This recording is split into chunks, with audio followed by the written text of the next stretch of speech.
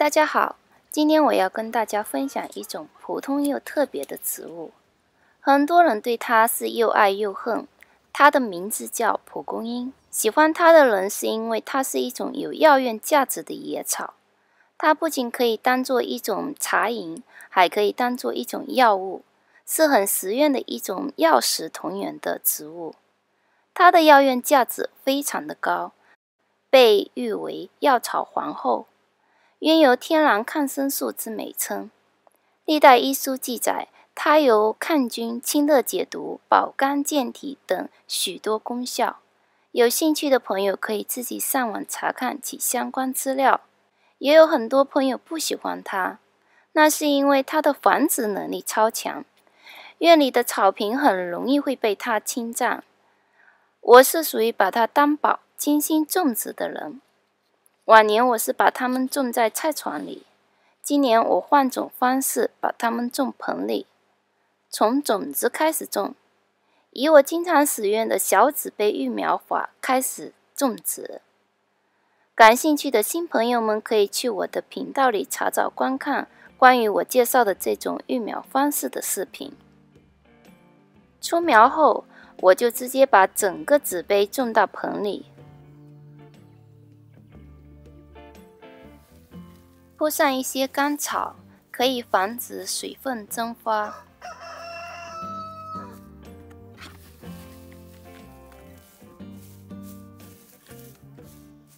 苗长得还是挺快的，很快就长得这么大颗了。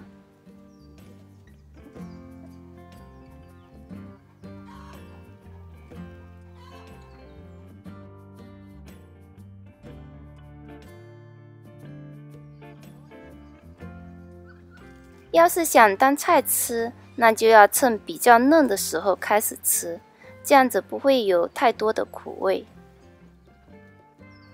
我想做一些蒲公英茶，所以我想等它们长得再大一些，再老一些再采摘。当你看到有花蕾长出后，要是不想让它们四处繁殖，你可以直接把花蕾掐掉。我对它毛茸茸的花球情有独钟，所以我都是让花蕾尽情的生长，然后会采摘好多花球来玩。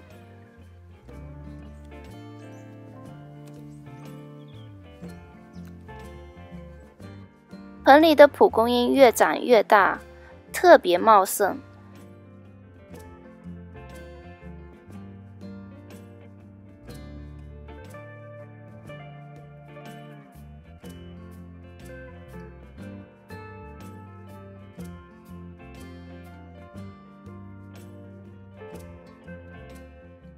单片叶子达到40厘米左右。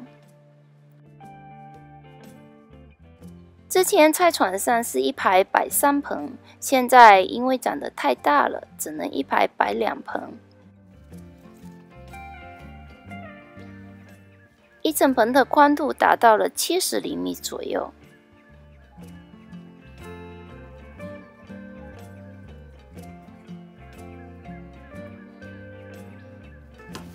平时大家都是把蒲公英一整颗挖起来食用，我跟大家有所不同，我是掰叶子吃的。从最外面的叶子开始采摘，握住叶子根部，往左或往右用力一扯，就能把整片叶子完整的采下来。采下来的叶子的根部是这样子，转着盆子按顺序采摘，这样子采摘后，它们还是会继续生长的。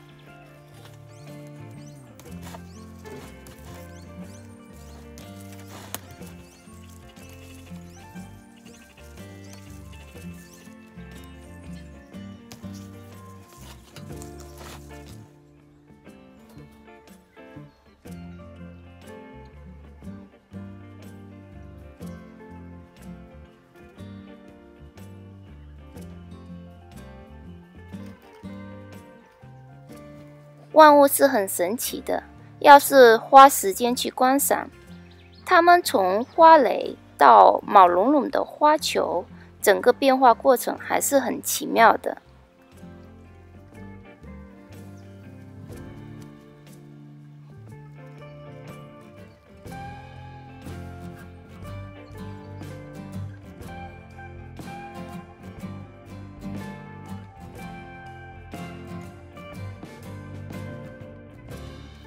这是采摘下来的叶子，很整齐，大小都是差不多一样的。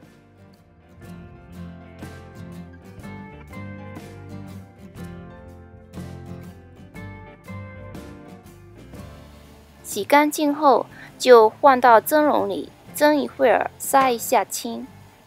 蒸的过程中我会一直翻动它们，因为感觉量比较多，每个叶子也比较肥厚，翻一下会让它们受热更均匀一些。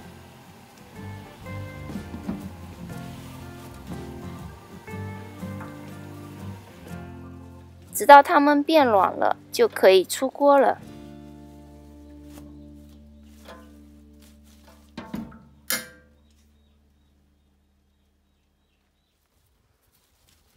要是室外的太阳比较大，就可以放到太阳底下晒干，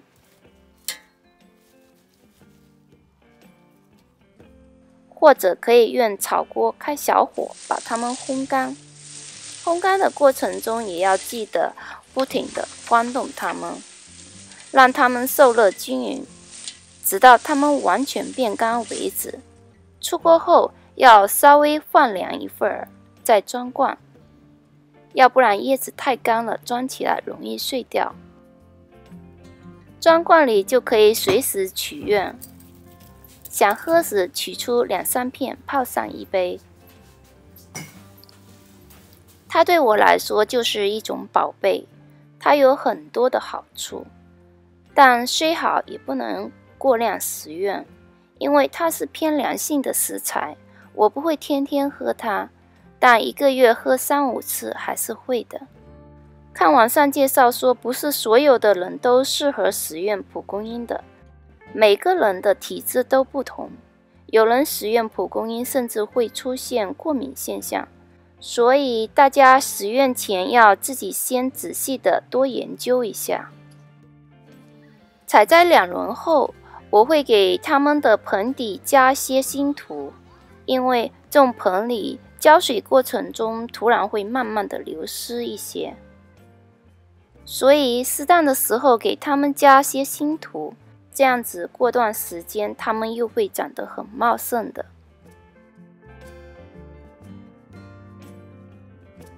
这个是我采摘2次后又长成的样子。